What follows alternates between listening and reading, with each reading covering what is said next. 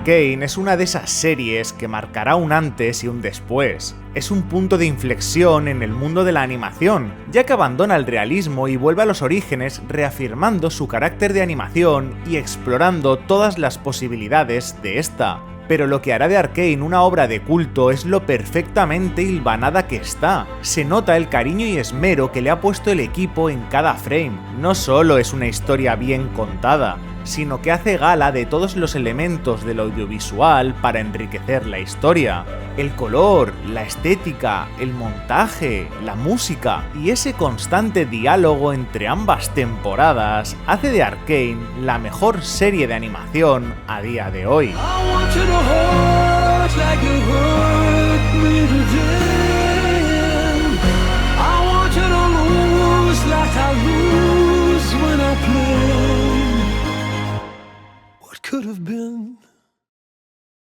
Toda la historia de Arcane se asienta sobre una dualidad que a veces se niega, que otras se complementa y que otras, sin embargo, está tan entrelazada la una con la otra que apenas podemos distinguir cuáles son las partes fundamentales de cada una. Una parte no puede vivir sin la otra, así como dos caras de la moneda siguen formando, sin embargo, esa moneda. El origen de todas las dualidades que vemos a lo largo de la obra es la dualidad social, pues el mundo que nos presenta Arcane está compuesto por los opresores y los oprimidos, es decir, por Piltover y Zaun. Piltover se muestra como la punta de lanza del progreso, es la ciudad de la prosperidad, y esto se nos muestra con el uso del dorado, la luz del sol, la pulcritud de sus calles y las innovaciones tecnológicas. Y todo esto además está aderezado a través de una estética muy steampunk.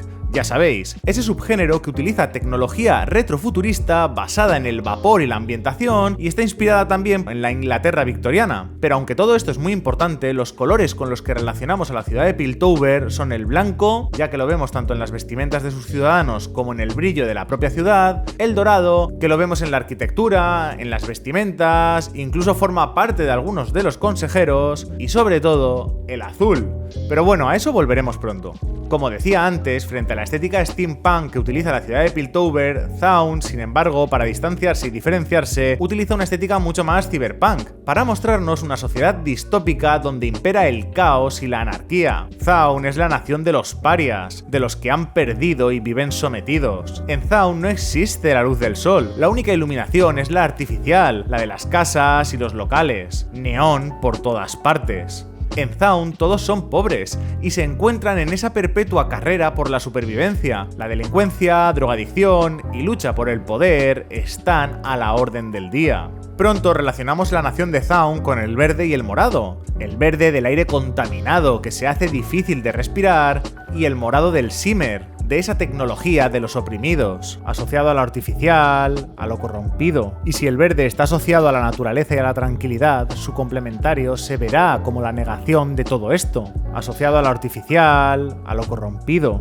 Así es fácil acabar viendo a Piltover como lo que realmente existe y a Zaun como una distorsión esperpéntica y corrompida de lo que existe. Arcane nos presenta su mundo como si fuera la cueva de Platón, donde Piltover, irradiada por la luz, representaría ese mundo de las ideas y Zaun representaría esa cueva donde impera la oscuridad, oscuridad de conocimiento, oscuridad de posibilidades, una oscuridad donde nada o poco se puede conocer. Pero la serie tarda poquito en desmontar este arquetipo, ya que la ciudad del progreso no duda en derramar ríos de sangre cuando la gente se subleva. Esa sociedad tan supuestamente avanzada en lo tecnológico y lo moral solo arregla los problemas con violencia, sangre y fuego. Y sin embargo Zaun, pese a ser una sociedad nacida del conflicto y la ausencia de una vida digna, tiene un código moral férreo, ya que como dicen Vander, Silco en distintos momentos, We don't hand over our people. La historia de Arcane va sobre los opresores y los oprimidos,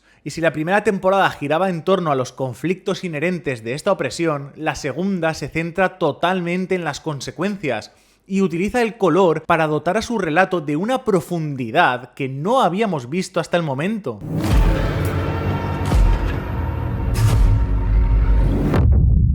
En Arcane, cada color va asociado a un conflicto tanto externo como interno, introspectivo de los propios personajes. Por ejemplo, la dualidad entre Powder y Jinx se manifiesta a través del azul de las pupilas de la protagonista, siendo luminoso y saturado cuando es Jinx y mucho más apagado cuando es Powder.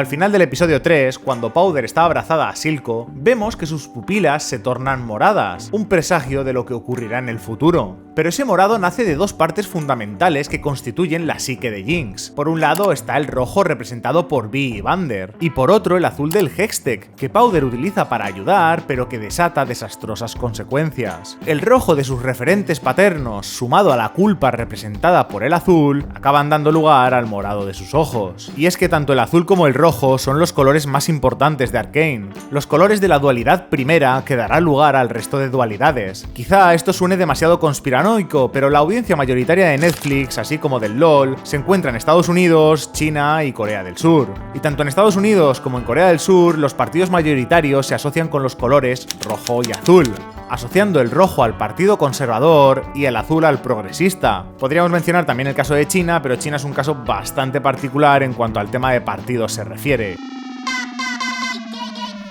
En Arcane, Piltover es la ciudad del progreso, y ese progreso está intrínsecamente relacionado con el azul. Por un lado, el azul de los uniformes, algo que estamos acostumbrados a ver en los cuerpos de seguridad, pero por otro lado, y sobre todo, el azul del Hextech, y en su contraparte encontramos el rojo, que lo asociamos a muchos personajes a lo largo de la serie, ya que no solo es el color de la sangre derramada, sino también el de la sangre compartida, ya que para Ambessa, Silco, Vi y Vander, la familia lo es todo. Están unidos a ellos por su sangre, viven, luchan y mueren por ellos. Por esa razón, todos tienen rojo en su vestimenta, salvo Vander, que siempre está rodeado de rojo aunque no lo porte en su indumentaria. Sin embargo, el rojo es el color de Noxus, es el color que asociamos a la guerra. Es uno de los primeros colores que vemos al inicio de la serie, cuando Zaun intentó ser una nación.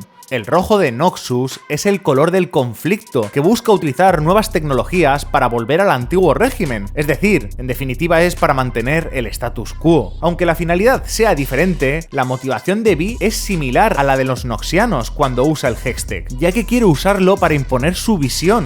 Lo hace cuando convence a Jace para atacar las fábricas de Silco, y cuando se alía con Caitlyn y bajan a Zaun para erradicar el Shimmer y capturar a Jinx. Constantemente vemos cómo el rojo usa el azul para llevar a cabo su propia agenda, y al final ese progreso que lo asociamos al azul se acaba convirtiendo en fuerza como violencia. Ambessa, representada por ese color rojo, es la encarnación del fascismo. Llega a Piltover buscando imponer sus propias necesidades y genera divisiones, controversias y asedios como medio para conseguir su fin último, que es imponer su autocracia. Si nos fijamos bien, así como los ejecutores de Piltover y los maleantes de Zaun, todos tienen un rostro, tienen una cara. Sin embargo, los soldados noxianos no tienen cara, porque su rojo y gris de su indumentaria deja claro lo que son. No son personas. Son herramientas de un régimen cuyo único fin es el de instaurar lo que diga la líder. El fascismo promete seguridad, sí, pero siempre lo hace en base al miedo. Por eso Ambessa orquesta el ataque a los zaunitas,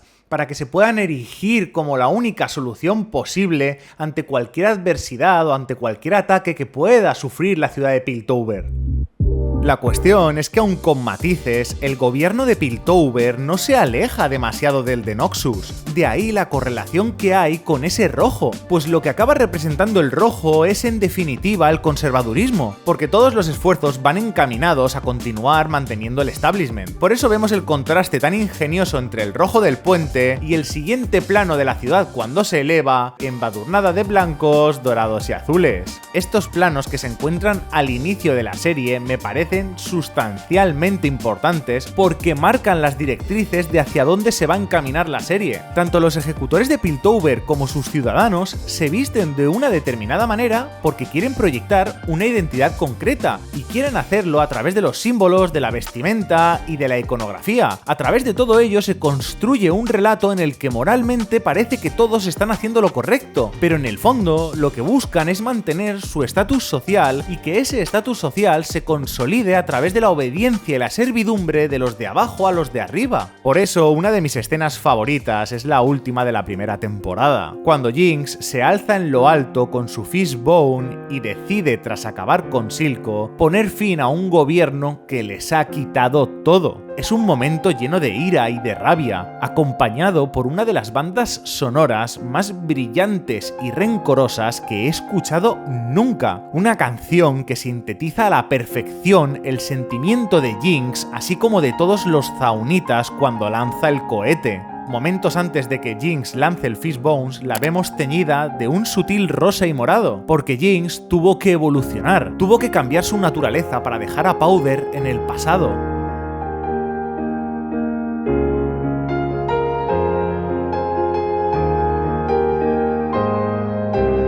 Y ese rosa nos está diciendo que ha incorporado a Zaun a su nueva naturaleza. Por eso es la única a la que el Shimmer no destruye cuando entra en contacto con ella, porque cuando se transforma, ella ya había cambiado su naturaleza. Pero volvamos a la escena. La secuencia continúa y Jinx, entre lágrimas, acaba lanzando el cohete, dejándonos un plano maravilloso en el que Piltover está teñida por esa luna roja que ahora sí desvela su verdadera naturaleza. Una naturaleza basada en mantener ese status quo, haciendo que corran ríos de sangre cuando se cuestiona el poder establecido. Vemos un plano cenital maravilloso, un plano cenital acojonante en el que todos los miembros del consejo están bañados de rojo porque todos son responsables de lo que está ocurriendo y son responsables de lo que va a ocurrir. Todos tienen las manos manchadas de sangre porque todos han perpetuado un régimen que beneficiaba a su clase a costa de matar a otra. Y volvemos al exterior de Piltover para ver en pequeñito al Fishbones con una delicada estela azul del Hextech que simbolizaba tanto progreso y cuya dirección, al menos en Occidente, es la contraria a la que entendemos por el progreso, más que nada porque el cohete va de derecha a izquierda y no como lo entendemos en Occidente el progreso, que es de izquierda a derecha. Y todo esto es porque ya es demasiado tarde, porque Jinx representa a todos aquellos que ya no quieren seguir aceptando migajas, que ya no quieren seguir aceptando que otros decidan su futuro, quieren recuperar su soberanía.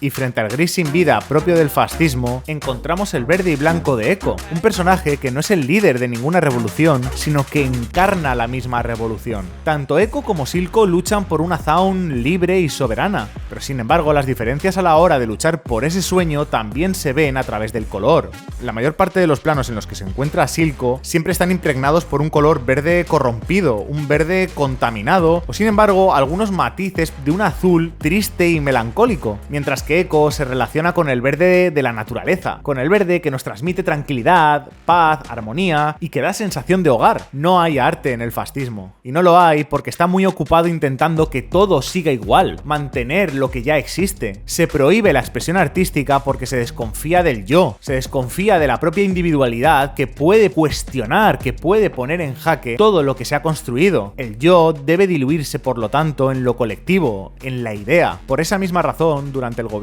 de Stalin no se permitían expresiones artísticas, únicamente el realismo soviético. Sin embargo, la revolución es un proceso vivo y por eso hay arte en el progreso, porque celebra su propia singularidad y su independencia. Es decir, lo que se celebra es su propia realidad, es su propia alteridad, la muestra de que otro mundo es posible. Si lo pensáis, es muy curioso que Echo, que es un zaunita, sea el único personaje con los motivos verde y blanco. Echo lucha por la libertad, y en esa lucha está solo. Solo porque los varones del mundo subterráneo aprovechan el conflicto que hay para sacar tajada, y los de arriba ni siquiera saben de la propia existencia de Echo. Echo no lucha por una cuestión de poder, sino lucha por cuestiones inmediatas, como son la comida o el aire de su pueblo, que puedan tener lo mínimo para establecer una vida digna. Echo viste el blanco, y lo hace con su máscara, también con su pelo. Pero no viste un blanco como lo hacen los habitantes de Piltover. No es un tipo de blanco para mostrar esa ostentosidad, poder, ni tampoco para relacionarlo exactamente como un símbolo de libertad, cuando en realidad solo oculta sus verdaderos intereses, como hace la ciudad de Piltover. No es un blanco que brilla, es un blanco que en realidad está mostrando la pureza y la pulcritud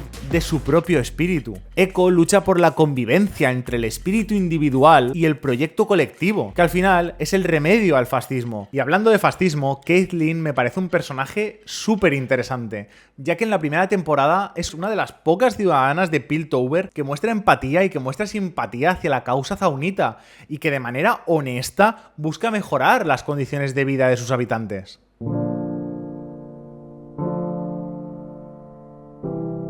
Esta conexión y empatía con la gente de Zaun la vemos a través de su atuendo, que posee tonos morados. Puede que sea solo un pequeño guiño, pero es innegable la relación que existe entre el color que porta y la causa que defiende. Al principio de la segunda temporada, cuando se posa junto al ataúd de su madre, ella está acompañada de flores moradas, porque en el momento en el que se ve obligada a enterrar a su madre, con ella también está enterrando cualquier tipo de empatía que pudiera sentir por la gente de Zaun. Y por si esta secuencia hubiese sido demasiado sutil, vemos cómo Caitlyn está sentada en aquel lugar en el que iba siempre con su madre para alejarse de la ciudad, y vemos cómo las flores moradas caen de los árboles. Y no solo cómo caen, sino cómo se desintegran cuando caen al suelo. Con ello no solo muestra la tristeza que siente Caitlyn por la muerte y la pérdida de su madre, sino que también se está mostrando cómo se ha sembrado la semilla del odio en Caitlyn, y cómo esas flores que representaban el amor, la integridad y la empatía que podía sentir hacia la gente de Zaun se está muriendo. Y al final, Caitlyn abandera una lucha por la justicia y la libertad cuando en realidad lo único que busca es la venganza. Una venganza que Ambessa se encarga de alimentar para conseguir sus propios intereses. Quizá todo esto sea un poco conspiranoico, pero Fortich es un estudio francés, y en los últimos años la extrema derecha francesa ha ido adquiriendo poder, concretamente el Agrupamiento Nacional, cuyo color es el azul con una llama roja. ¿Esto nos recuerda a algo?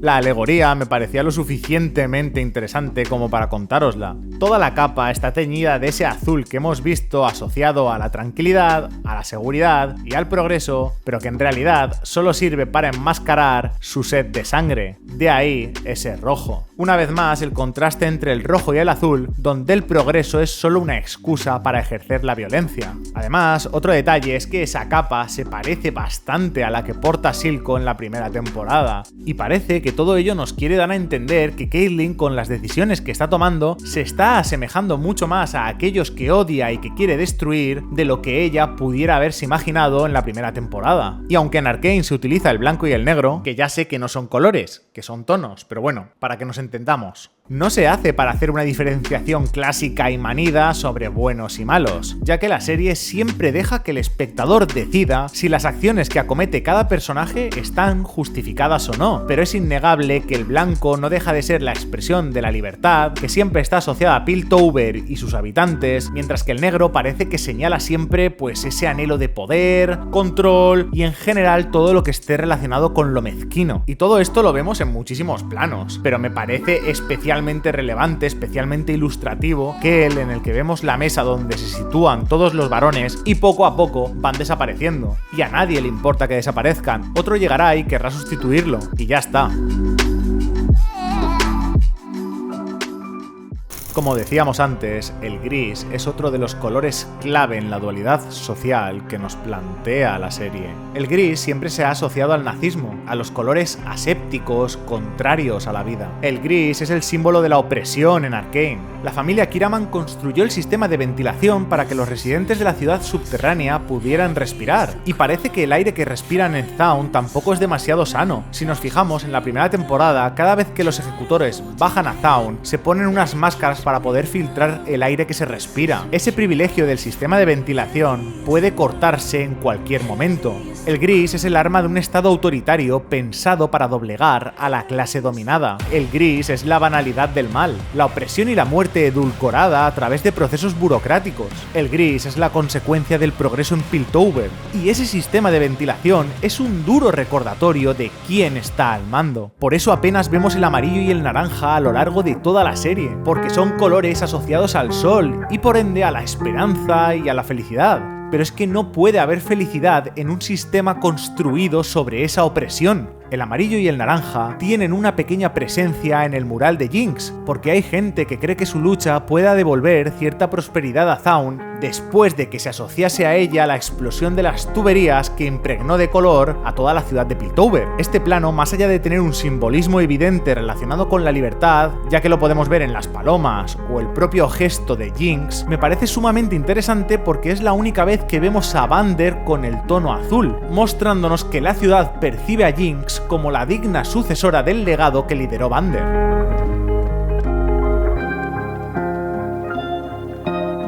Por otra parte, toda la vinculación que se establece entre Jinx, la libertad y el color azul lo vemos no solo en ese plano, también lo vemos en otro graffiti, que es una referencia evidente a la libertad guiando al pueblo de Delacroix, pero también lo vemos al principio de la serie, en el propio opening. También podemos ver el amarillo y el naranja, aunque de forma muy efímera, en la aldea que construye Víctor, donde la iluminación, así como el color de las flores, se tiñe de naranjas y amarillos. El color aparece siempre cuando se muestra que existe la posibilidad de concebir otro mundo. Es decir, el color siempre aparece cuando se muestra que otro mundo es posible. Arcane es una serie absolutamente rica en todos los matices. Por eso es tan buena, por lo perfectamente hilvanada que está hasta en los detalles más inapreciables. El recorrido en paralelo que hacen Víctor y Jace daría para un análisis largo y tendido, y los amplios paralelismos que hay a nivel de color, a nivel narrativo, entre ambos personajes es una absoluta locura. Pero en cuanto a nivel de color se refiere, en la primera temporada vemos cómo ambos parten vistiendo de colores parecidos, que son los de la academia, colores más oscuros, colores más tierra, y en el momento en el que Jace empieza a avanzar socialmente, empezamos a ver esos blancos, esos dorados, esa capa majestuosa, siendo incluso catalogado como el hombre del progreso. Víctor nunca alcanza esas cotas de avance social, aunque vaya de la mano de Jace, jamás lo hace. El avance de Víctor va vinculado al Hextech, y cada vez que Víctor se vincula al Hextech para curar su enfermedad, sus extremidades se acaban tornando moradas, en un triste recordatorio de que él siempre será un zaunita. Pero bueno, como hemos ido comentando antes, el corazón de Arcane se centra en ese choque que hay entre el rojo y el azul.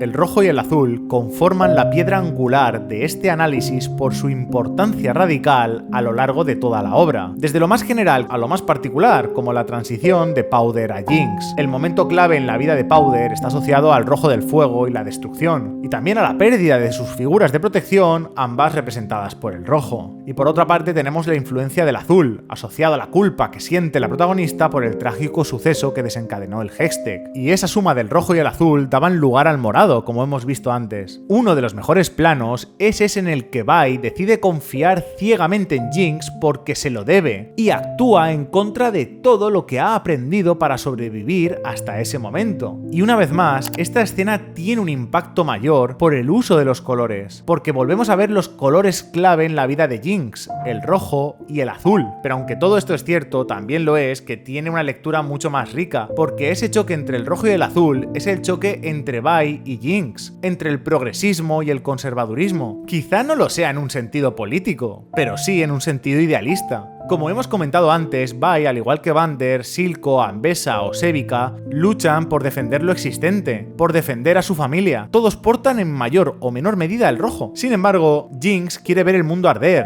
quiere matar a su familia porque necesita romper cualquier vínculo con el pasado para empezar algo de nuevo. Mientras que Vi lucha por conservar lo que tiene, que primero es su familia, después es Town y después es Piltover, cuando se une a Caitlyn y su causa, la postura de Jinx es avanzar, es progresar. Y aunque seguro que su progresismo no se parece nada al de Jace o al de Heimerdinger, busca hacerlo a través de una revolución que ponga de rodillas al sistema imperante para reescribir las reglas del juego. Jinx, Víctor y Echo representan diferentes manifestaciones de ese progreso. Jinx lo hace a través de la destrucción, Víctor a través de la tecnología y Echo a través de la comunidad. El azul de Jinx, que simboliza el azul del progreso, no se parece en absoluto al azul de Piltover, que también busca simbolizar el progreso. Pero el azul de Jinx y el azul de Piltover no tienen nada que ver. Jinx simboliza el absoluto caos, pero realmente sí que busca un progreso, sí que busca un cambio. El azul de Piltover, mucho más sobrio, sereno, mucho más propio de las clases altas y de las altas esferas, no busca hacer un cambio, simplemente es propaganda. Arcane va de los gobernantes y los revolucionarios, de los opresores y los oprimidos, del rojo frente al azul y del gris frente al morado. Arcane va sobre el color de la opresión y la estética de la revolución.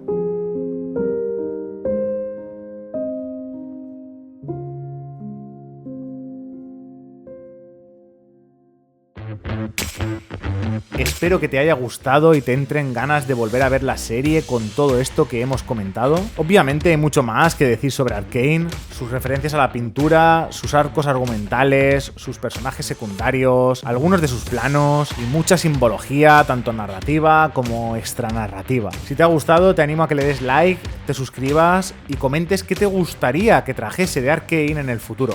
Nos vemos pronto.